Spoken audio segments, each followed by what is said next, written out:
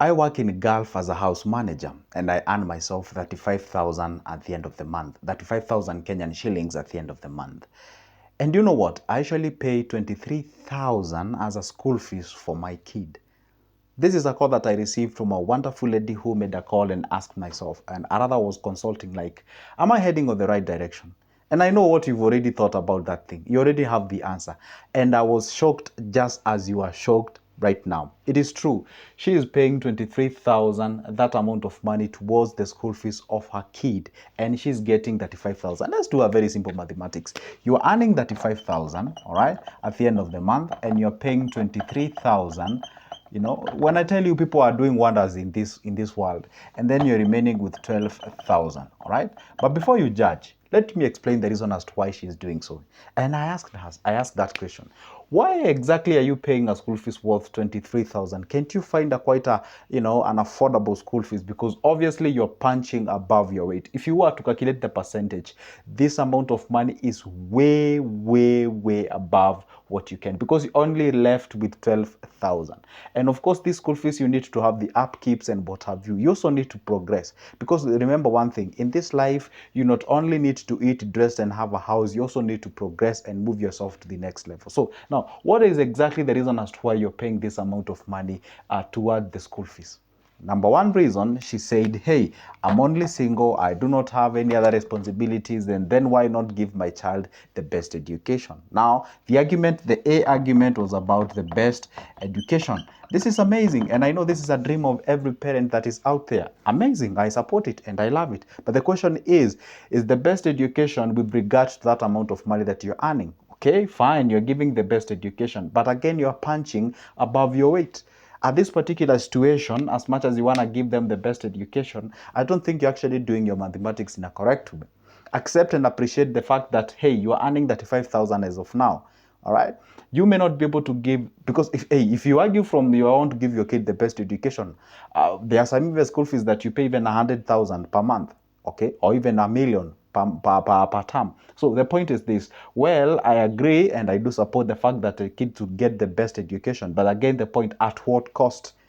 Because you're not saving anything. I asked her, how much have you saved? Or what was the sole purpose of you being in Gulf? And after how long will you gonna be out the place? She said she's on a contract of 2 years and she'll come back home. She wanna start a business. I asked with what amount of money?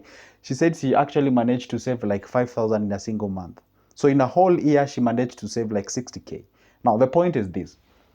For how long will it take you to actually be able to, you know, do something substantive when you come back home? So sometimes, guys, it's good to do the mathematics. Sometimes it's good to have quite a good budget. Anyway, that's the reason number one. Reason number two, she said, hey, she doesn't have like somebody whom like she can rely on to look after the kids, so she opts to pay this amount of money towards the school fees so that the kids can get the better care and best care as far as she is concerned, and such kind of a thing. That is quite you know, let's say because of care.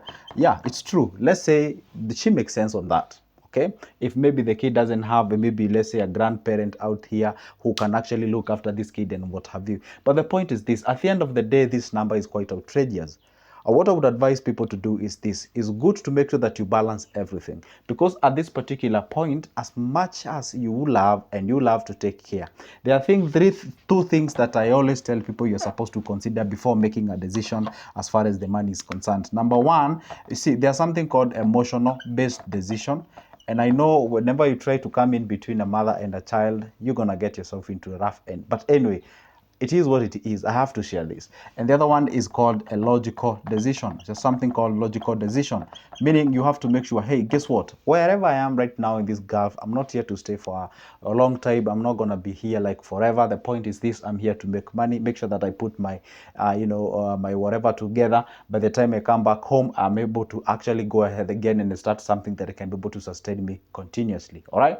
So the point is this. Yes, emotionally, I would love to support them with the best education. Emotionally, I would love them to have the best life out there. Emotionally, I would love to make sure that they are safe and secured in whatever the places that they are.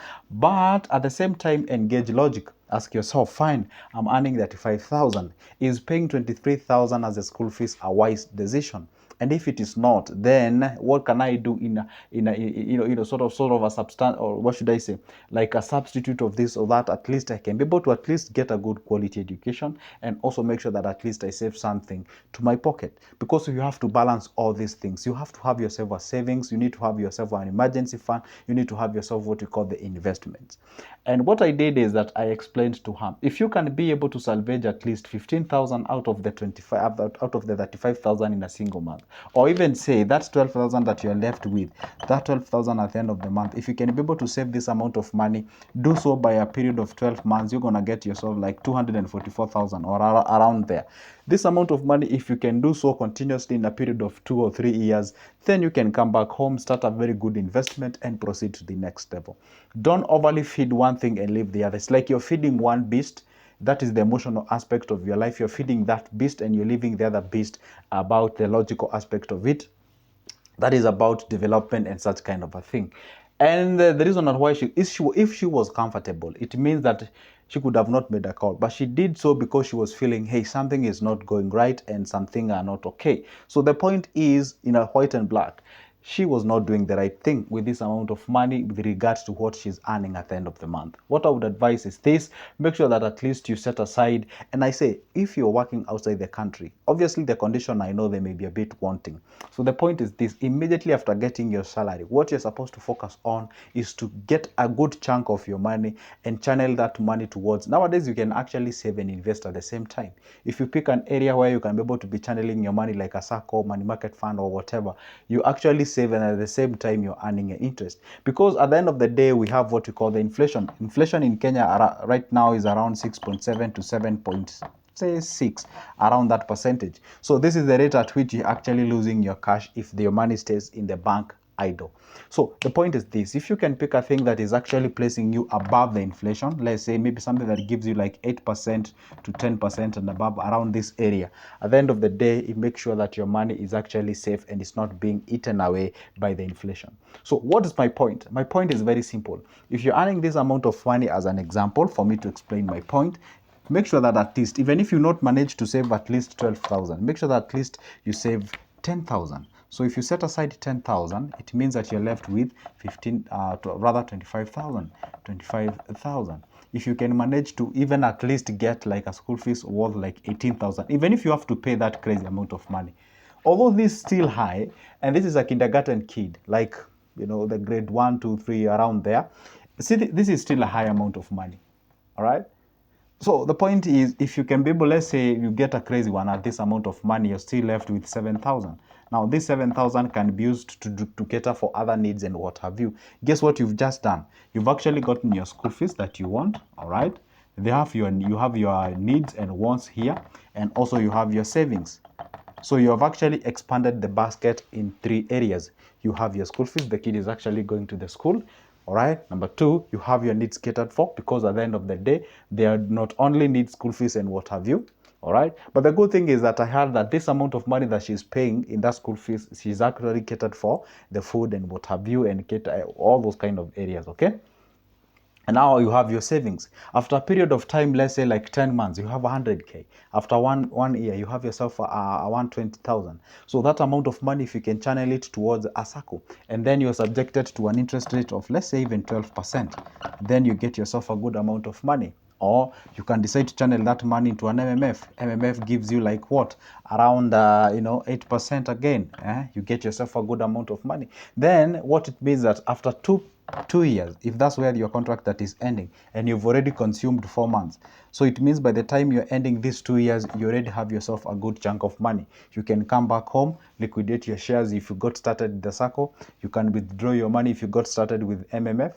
Or maybe you can decide some of this money, you can decide like each and every month, 3,000 or 3,000 of it you can channel towards buying shares. All right, this is the money that you set aside and say, hey, you kind of quote unquote forget it. You put in shares continuously in a period of time. So if you do so in a period of 1 year, you got yourself up to 40,000 and above. See how you do yourself. You're remaining with 7,000 liquid cash, although in an invested form, and is a money that you can access any moment. But this one beast about shares, you feed this beast continuously. You feed this beast continuously to a point whereby when you come back home, you already have an investment portfolio on the shares. You have the 7,000 either on MMF or the circle that you can be able to liquidate and be able to get the cash, invest in a conventional area if that is your pick.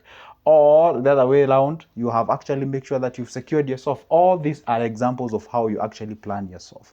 So getting yourself in a situation whereby you're paying an outrageous amount of money on the school fees is quite stressful. You can imagine if you're paying this amount of money toward the school fees and you also need to pay some black tax, supporting the family members and what have you. You can just imagine the kind of a stress that you're gonna get yourself. And sometimes I do receive calls from guys who are working from outside the country and they're telling me, hey, Joseph, I'm about to come back home. I don't believe that I've saved enough money. I don't believe that I've actually been doing the right thing and those kind of things. So it's always good to make sure that at least you secure yourself in this kind of a thing. I know when it comes to money issues, it's a very emotive issue. It's an issue that actually can raise a lot of eyebrows and what have you. But if you can be able to get a piece of it and do it correctly, then consider yourself lucky in the progress. Guess what? If maybe you are a diasporian, you live outside, and you kind of feel like things are not going okay with your investments, maybe with your savings and what have you, you can always conversate with me. Sometimes I know you may wonder, hey, where do you get all this information? I do receive this call from different people, and they tell me, they give me the consent of sharing this information so that at least it can help you.